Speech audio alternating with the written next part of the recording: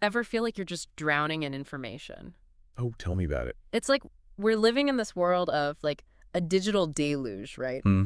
Calendars are overflowing, notifications are buzzing nonstop, Yeah, to-do lists are longer than like a CVS receipt. it's too much. But what if we could like tap into the power of our own brains to kind of find some calm in the middle of all of this chaos? Right. That's what we're diving into today I love it. with insights from the book The Organized Mind by neuroscientist Daniel Levitin. And I can tell you, as someone who spends their days really kind of exploring the inner workings of our minds, this book is like a user manual for our brains. Okay, a user manual. I think we could all use one of those. In the digital age, right? Yeah. So what is like the first big aha moment from the world of neuroscience about all of this?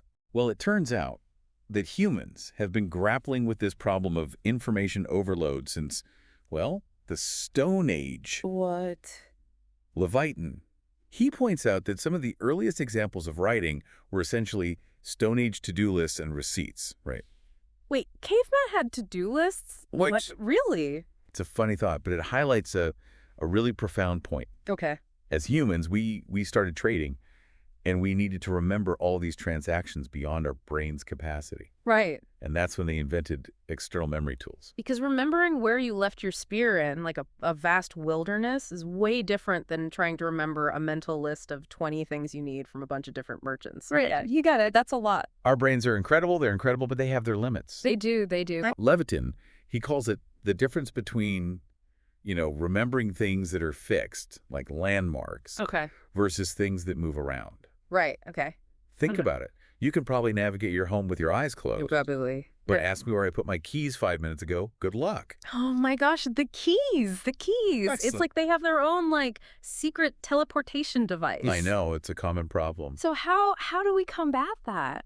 Well, Levitin, he introduces this concept called cognitive prosthetics. Cognitive prosthetics. What is that? It's using our environment to help our memory. Okay. So instead of just relying solely on your brain to remember where you put your keys, Yeah.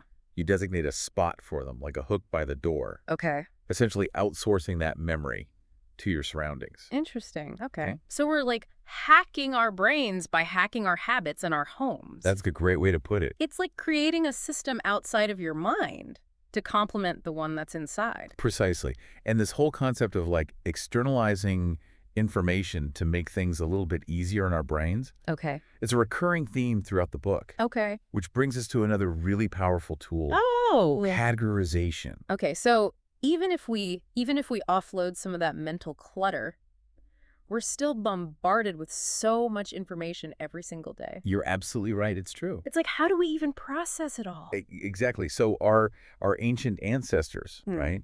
They had to make sense of a world teeming with new plants, new animals, and dangers. That's a lot. So they started categorizing things. Is this edible or poisonous? Mm-hmm. Is this predator or prey?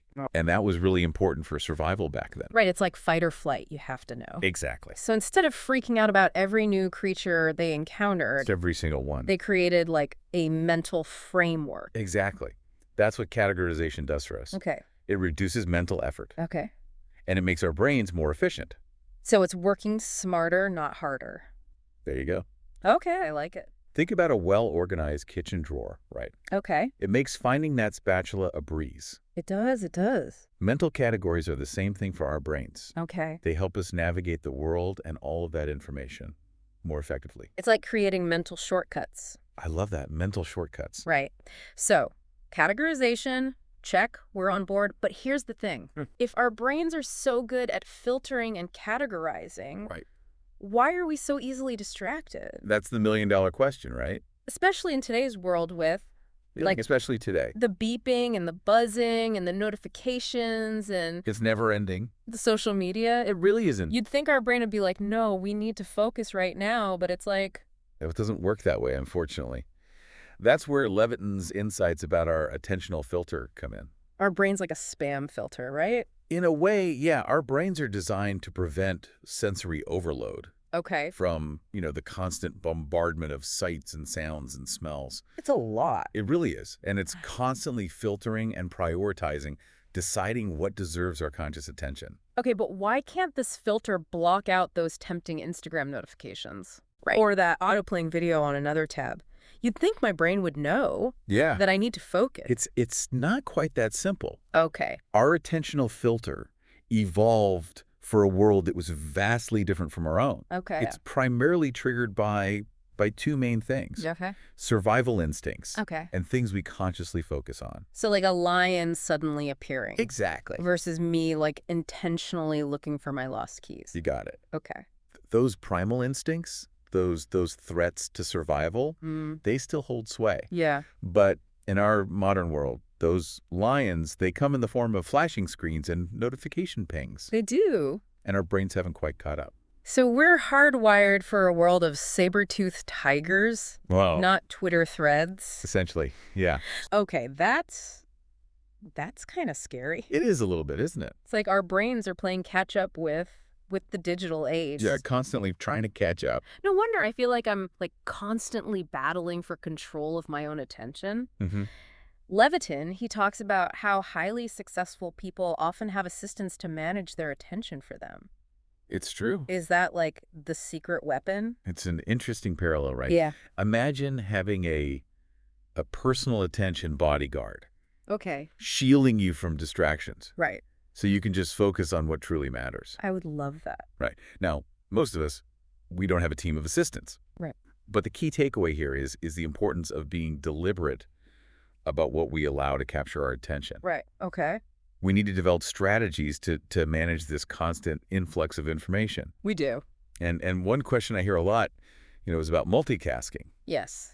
Can our brains really handle it? Okay, because, right, we've all been there. Okay. Answering emails while on a conference call. Yep. Trying to fold laundry while cooking dinner. It's too much? Is multitasking actually doing us more harm than good? That's the question. Can I blame my brain for wanting to check my phone during a meeting? Well, unfortunately, the science really isn't on our side. Okay. When it comes to multitasking. Okay. Our brains are simply not designed for juggling multiple tasks effectively. You're telling me my brain isn't a perfectly capable supercomputer. I had a feeling you were going to say that. That's not just a hunch. It's backed by research. Okay. Every time we switch our attention between tasks, Yeah. there's a cognitive cost. What does that mean? Our brain has to shift gears, Okay. reallocate resources, Okay. and this depletes brain power. Oh, no. And it increases those pesky stress hormones. It's like it's actually making us dumber. Well, one study that Levitin cites actually found that constantly switching tasks can reduce your effective IQ by a staggering 10 points. 10 points. 10 points. Are you serious? That's what the research says. So all those times I'm like trying to answer emails while writing a report, I'm actually making myself less productive Highly likely. and more stressed. Yeah, you're not doing yourself any favors. Okay, so multitasking is a myth. And a costly one at that. Wow. It's like we're voluntarily dimming our own brain power. We are. We do it to ourselves. We really do. It's true. So the real question is, like, how do we work with, not against, our natural wiring? Now you're asking the right questions. Because I feel like I'm always fighting an uphill battle here. A lot of us are. Okay, so if multitasking is out, what's in? Focus is in. Oh. And Levitin, he offers some really practical strategies Okay. to reclaim our attention and to, work in harmony with how our brains are wired. Give them to me. Give them to me. I need all the help I can get. All right, well, remember how we talked about cognitive prosthetics? Yes. Outsourcing some of that mental work to our surroundings? Right. Levitin takes this a step further with his 3x5 card system. The 3x5 card system. I know, it sounds almost too simple. But it's all about offloading those swirling thoughts, those to-dos from your mind Okay. onto something external. Okay. Freeing up mental space for focus and creativity. So instead of trying to keep track of everything in my head, I write it down. You got it. Why does that feel revolutionary? Because you're giving your brain permission to let go of that mental rehearsal loop. Okay. When we constantly try to remember everything, Yeah. we create this mental bottleneck. Okay. Writing things down is like hitting the clear button, Right. allowing us to focus on the task at hand. Gotcha. And once those to-dos are captured on those 3x5 cards, Yeah. you can then organize them into categories: work, personal, errands, creating a physical representation of those mental categories we talked about earlier. Oh, okay, so it all ties together. There- It's like I'm giving my prefrontal cortex a well-deserved break. There you go. I need that. And you know what? Just hearing you describe this, I kind of already do this. I keep like a running to-do list on my phone. Okay, sure. It's not 3x5 cards, Yeah. but it really helps me kind of declutter my mind. Exactly. And whether it's, pen and paper or digital notes or voice memos, the principle is the same. Right. Externalize those thoughts. Yeah. Create categories and free up your mental bandwidth for more important things. It's like creating a system outside your mind to complement the one inside. You got it. Okay, we're really hitting on all cylinders with that idea today. We are. So, okay, what else? What else can we do? Well, remember how our brains excel at remembering locations? Okay. He really emphasizes the importance of designated places for everything in our physical environment.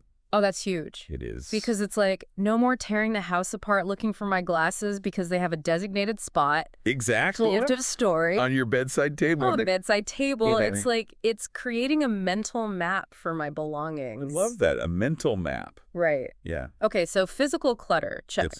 What about digital clutter? Just as important, and Levitin talks about, like, setting boundaries with email, for example. Oof, that's a tough one. It is tough.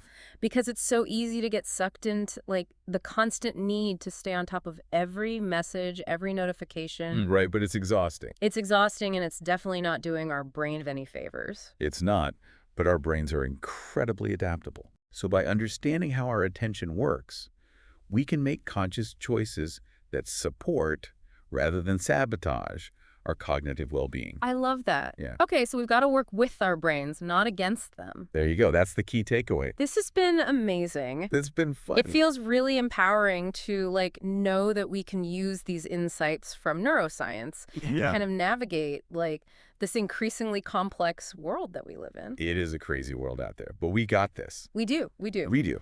So to wrap things up, All right. what's one, like, key takeaway, one, like, aha moment that you hope that our listeners will, like, remember? I think the most important takeaway is that our brains are not static. Okay. Are not set in stone. Okay. By understanding the science of how our minds work. Yeah. We can become the architects of our own attention, I love that. our own focus, and ultimately our own success. That is an amazing takeaway. Thank you. I love that. It's like we've been handed the keys to, like, unlock our brain's full potential. Unlock it potential. And on that note, Yes. we'll wrap up this deep dive into the organized mind. It's been a pleasure. Until next time, go forth and organize your minds, Yeah. your spaces, and your lives. I love it. Have a good one. You too. Bye.